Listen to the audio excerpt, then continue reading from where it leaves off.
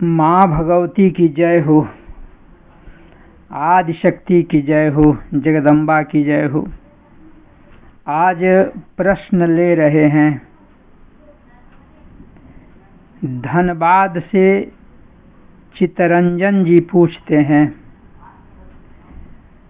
कुछ वर्ष पहले एक महापुरुष धरती पर आए थे। वे कहते हैं, नाम जप करोगे या मंत्र जप करोगे तो लाभ इतना ही होगा कि तुम्हें अच्छी नींद आ जाएगी, यह लाभ प्राप्त होगा। गुरुजी, आप इस पर क्या कहते हैं? क्या यहीं तक मंत्र जप और नाम जप सीमित है कि इसमें कुछ और भी रहस्य है? हमारे प्यारे चित्तरंजन जी, ध्यान से सुनिए। जो महापुरुष कहे हैं, यानी जिनकी ओर आपका संकेत है, वो एक सीमा में ठीक कहते हैं। एक सीमा में बहुत छोटे दायरे में ठीक कहते हैं,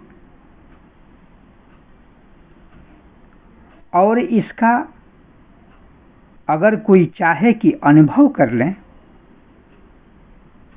तो देर नहीं लगेगी, अनुभव वह कर सकता है।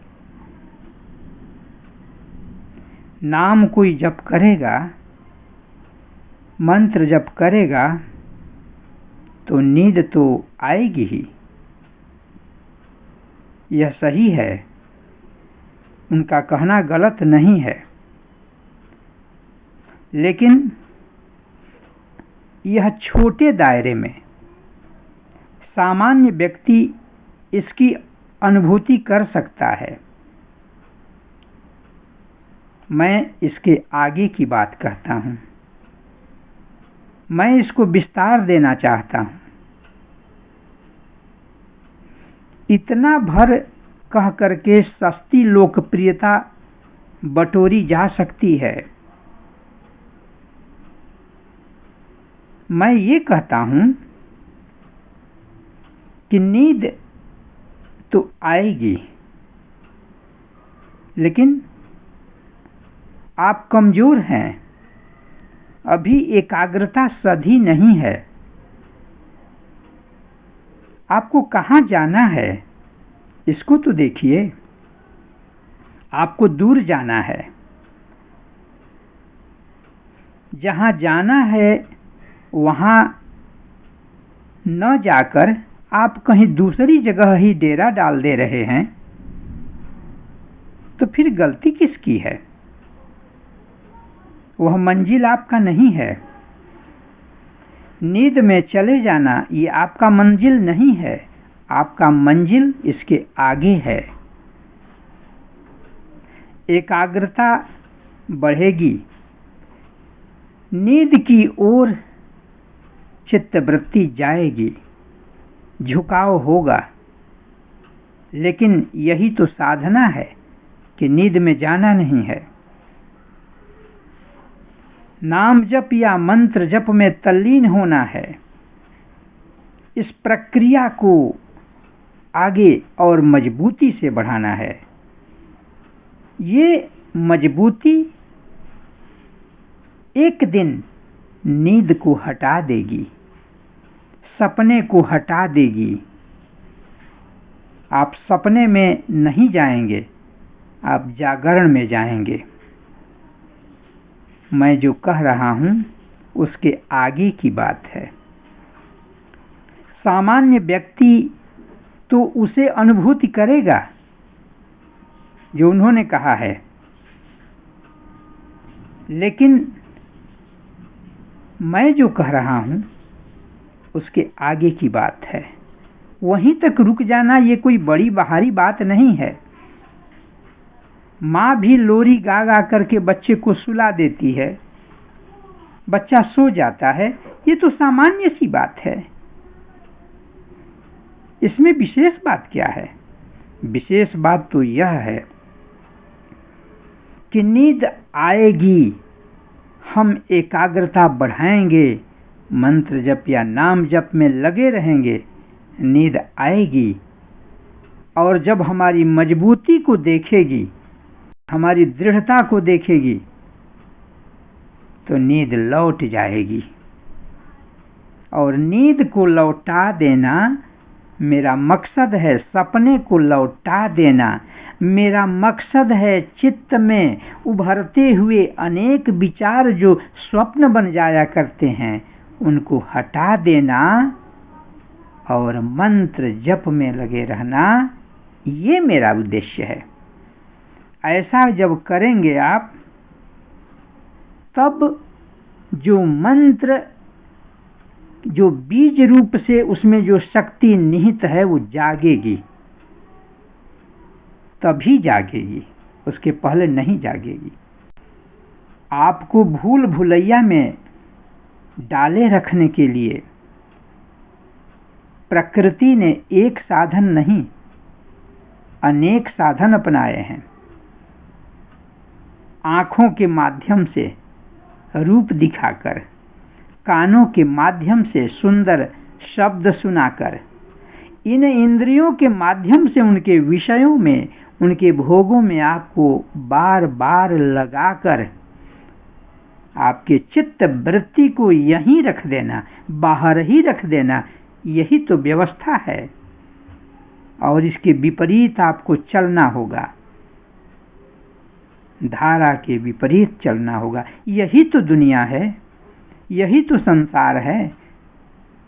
कहा जाता है संसार से पार जाना है, भव सागर से पार चलना है।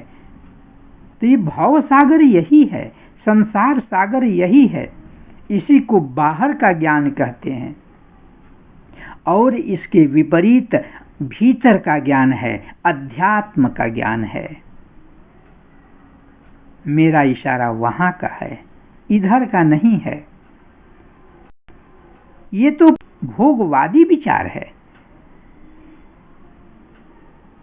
आप क्रम से देखें, बैठेंगे जप के लिए, आपने पहले से जो इकट्ठा किया है वो सब धीरे धीरे आएगा मन पर। आपको बैठने नहीं देगा, आपको एकाग्र होने नहीं देगा।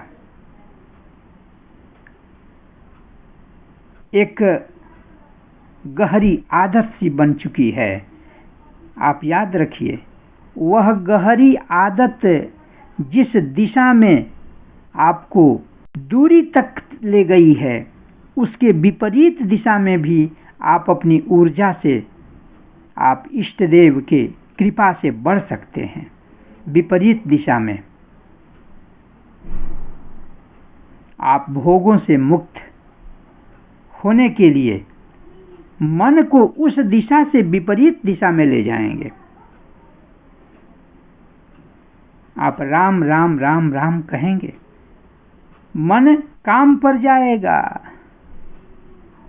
मन खींचेगा, क्योंकि यह व्यवस्था, एक आदत जो बन चुकी है, वो मजबूत है। आप असहाय हैं,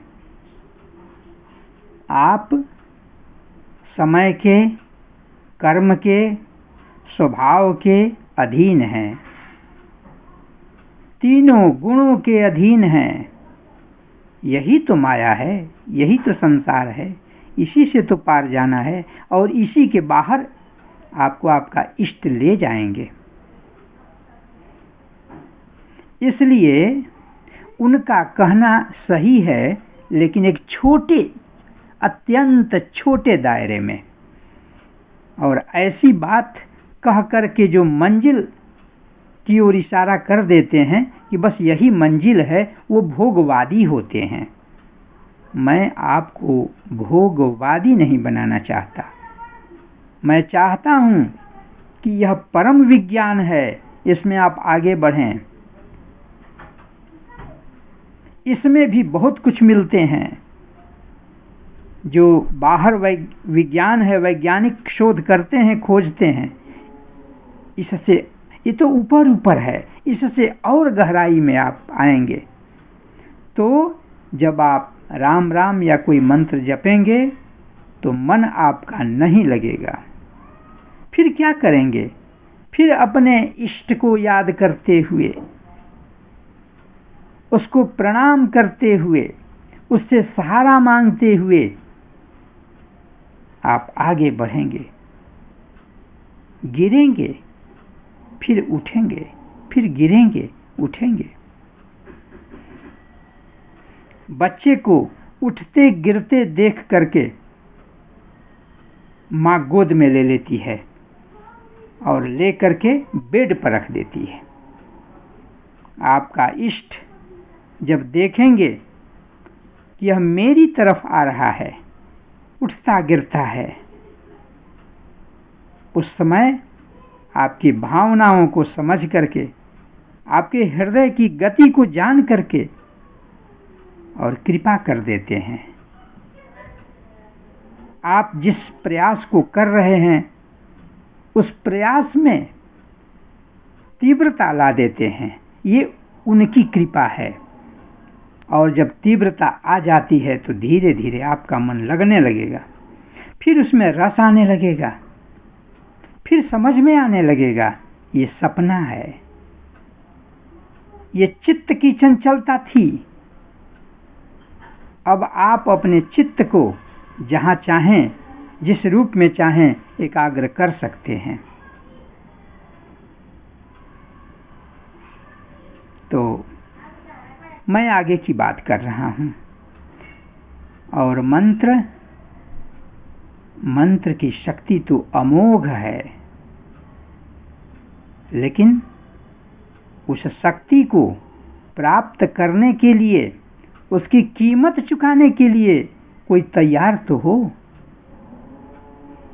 नींद आने लगी, छोड़ दिए, बस कहने लगे कि बस यही तो होता है, इसमें नींद आती है।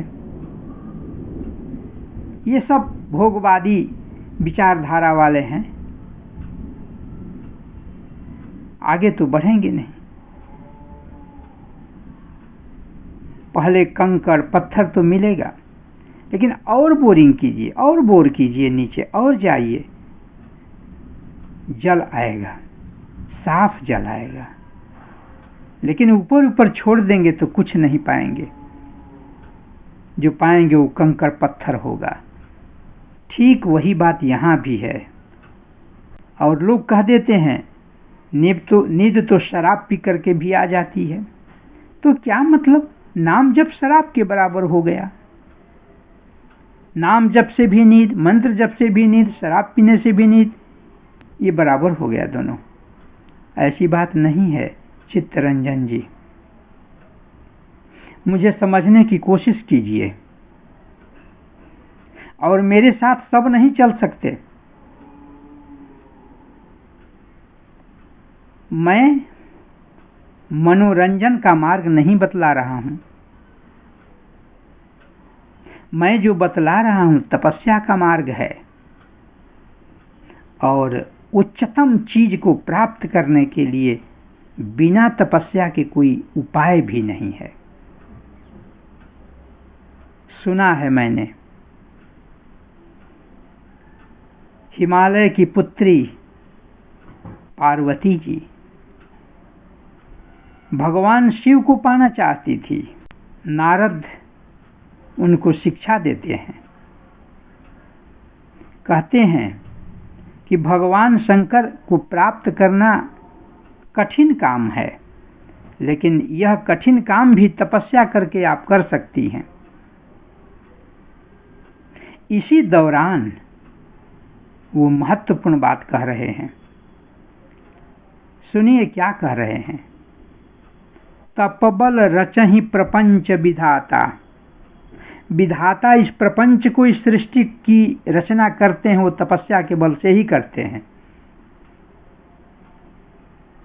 तपबल विष्णु सकल जगत्राता, भगवान विष्णु संसार की रक्षा करते हैं, तपस्या से ही करते हैं। तपबल शंभु करहि संहारा, तपबल शेष धरहि महिभारा।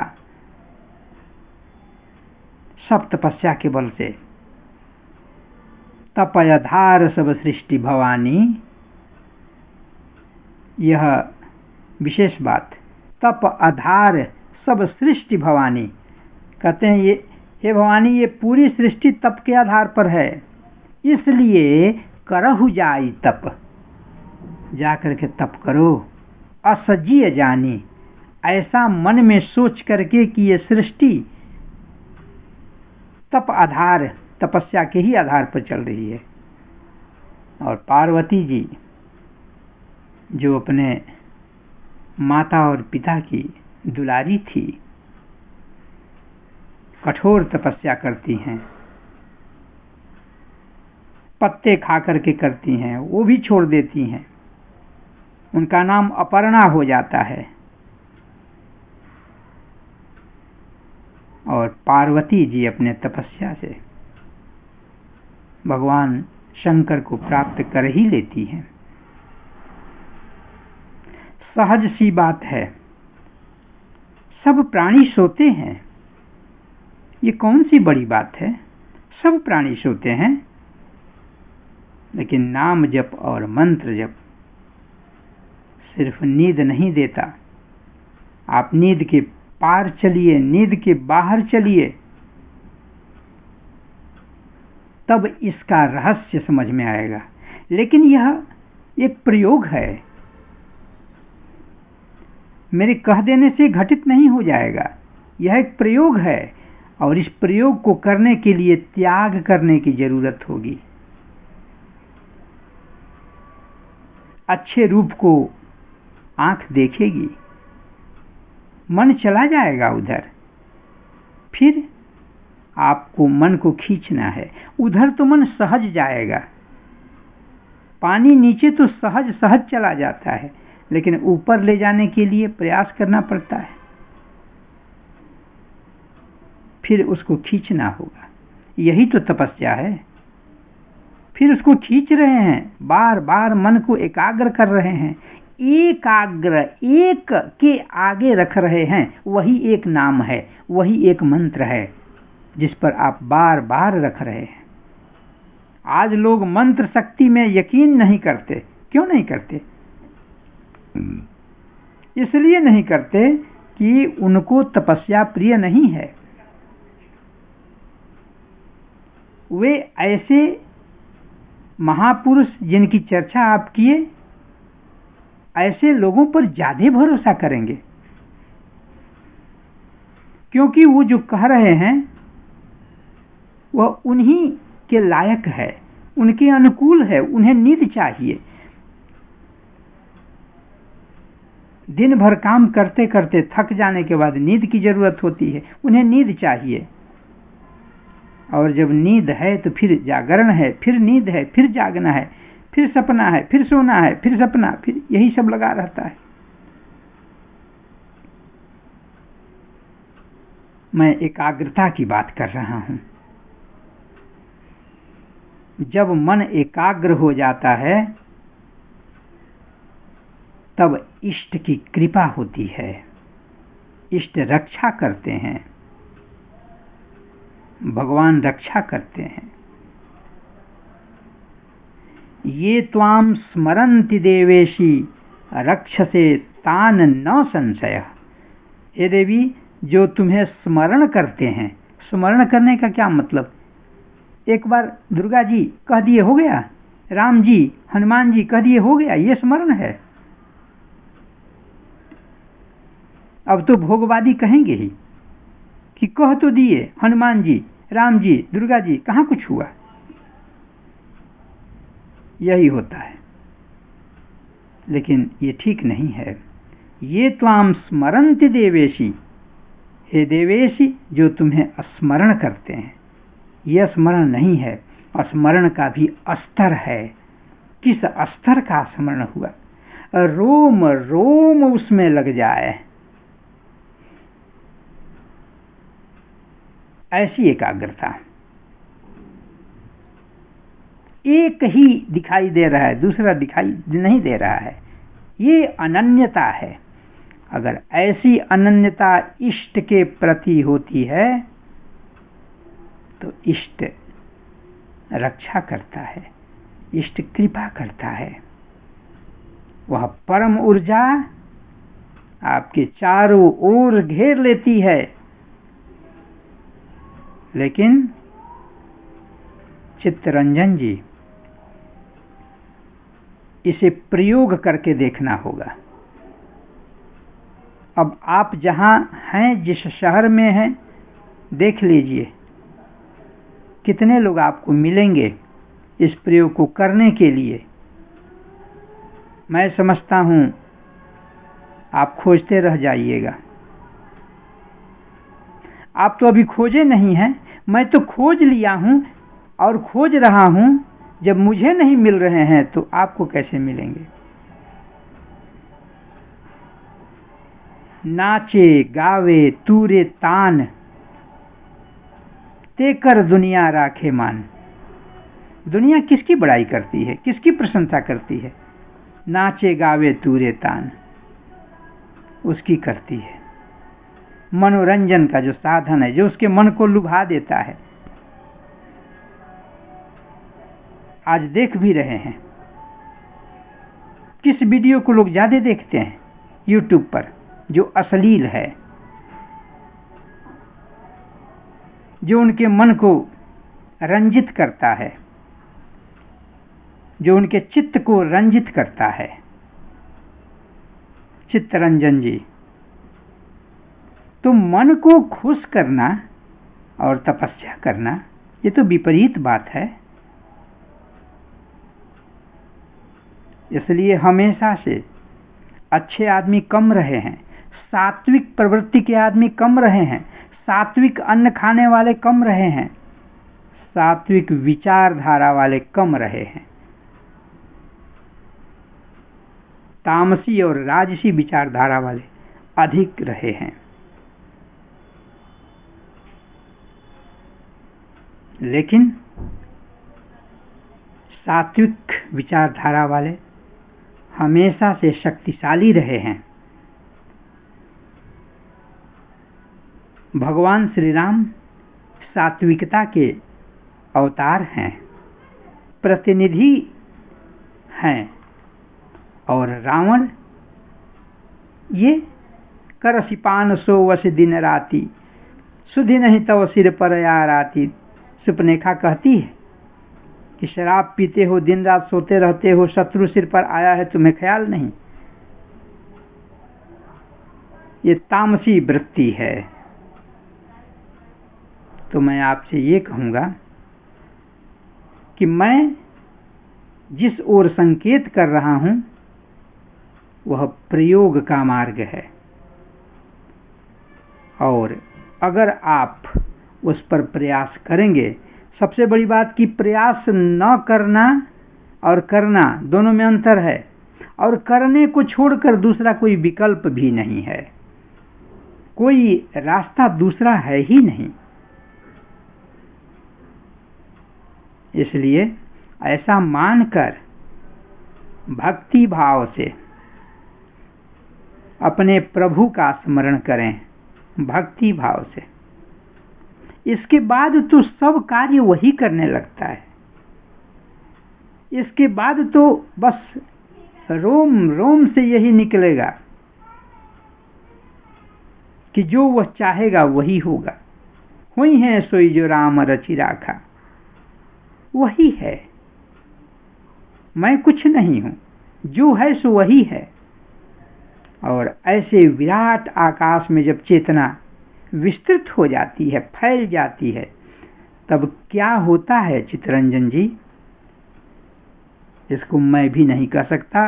और मैं समझ रहा हूं कि कोई नहीं कह सकता, क्योंकि यह वाणी का विषय नहीं है, यह अनुभव का विषय है। वाणी का विषय नहीं है कि वाणी उसे कह देगी। जहां तक मैं समझ रहा हूं कि आप, मैं क्या कहना चाहता हूं, अब समझ गए होंगे। इसलिए अब मैं आपको इतना सुनने के लिए बहुत बहुत धन्यवाद देता हूं और आपसे यह भी कहना चाहता हूं कि कोई भी इस तरह की गुत्थी अगर आपके मन में हो तो निसंकोच कह सकते हैं। मैं कथनी नहीं करनी पर विश्वास करता हूं। केवल किताबों को पढ़ करके और प्रवचन करना, इस पर विश्वास मैं नहीं करता। और मुझे जनता से, समाज से प्रशंसा नहीं लेनी है। मैं जो कर रहा हूं एक सेवा भाव है। मुझे खुशी है कि मैं इस माध्यम से एक सेवा कर रहा हूं और यही मेरे इष्ट की प्रेरणा भी है जो मैं कर रहा हूं। अंत में आपको बहुत बहुत धन्यवाद।